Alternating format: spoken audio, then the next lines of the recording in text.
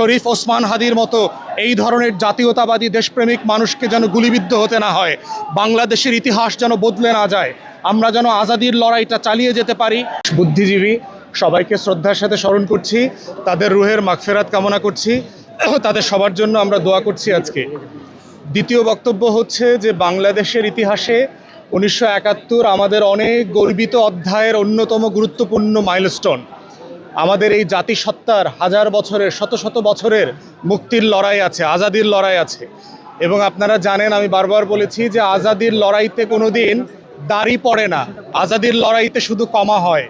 কোনো জাতি কখনো বলতে পারবে না যে আমার এটাই মুক্তির শেষ লড়াই। মুক্তির লড়াইটা এমন যে প্রত্যেক প্রজন্মকে তার মতো করে নতুন করে তার মুক্তির জন্য লড়াই করতে হয়, এবং লড়াই করতে হয় বলেই 71-এ মুক্তির লড়াইটা থেমে যায় নাই। সাম্য, মানবিক মর্যাদা, সামাজিক সুবিচারের ভিত্তিতে যে একটা বাংলাদেশ গড়বার আমাদের লড়াই শুরু হয়েছিল, সেই লড়াইয়ের অনেকগুলো ধাপ পেরিয়ে গত বছর আমরা দেখেছি একটা গণ অভ্যুত্থান হয়েছে। বদরুদ্দিন ওমরের ভাষায় ভারতবর্ষের ইতিহাসে এত প্রাচীন এবং এত সমৃদ্ধ গণ অভ্যুত্থানের ইতিহাস কোথাও নাই। আর যদি পৃথিবীর ইতিহাস ধরেন, জেনজি পরিচালিত পৃথিবীর ইতিহাসের সবচেয়ে প্রথম এবং প্রধান গণ অভ্যুত্থানের জন্ম দিয়েছে হচ্ছে বাংলাদেশের তরুণরা।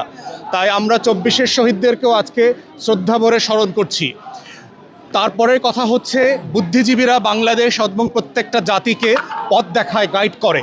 আমাদের প্রশ্ন হচ্ছে, যেই বুদ্ধিজীবীরা আমাদের আজাদির লড়াইতে জীবন দিয়েছিলেন, তাদের মতো করে কি আজকের বুদ্ধিজীবীরা আমাদের দেশের পক্ষে দাঁড়াতে পারছেন কিনা? গত 16 বছরের ফ্যাসিবাদী আমলে দেখেছি বাংলাদেশের বিশ্ববিদ্যালয়ের শিক্ষকরা কিভাবে নত জানু দালালি করেছেন, চাকর বাটপারের মতো কাজ করেছেন আওয়ামী লীগের হয়ে। এবং বুদ্ধিজীবীরা যখন বিভ্রান্ত হয়, বুদ্ধিজীবীরা যখন বিভ্রান্তিকর তথ্য ছড়াবে, তখন বাংলাদেশ মিসগাইডেড হবে বারবার।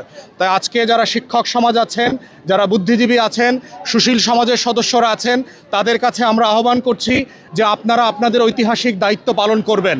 আহমেদ ছফার ভাষার মতো করে আপনারা নতুন করে আজাদির জন্ম দিবেন। আজাদির কপালে দাশখত লিখে দেবেন না, আধিপত্যবাদের কাছে মাথা নত করবেন না।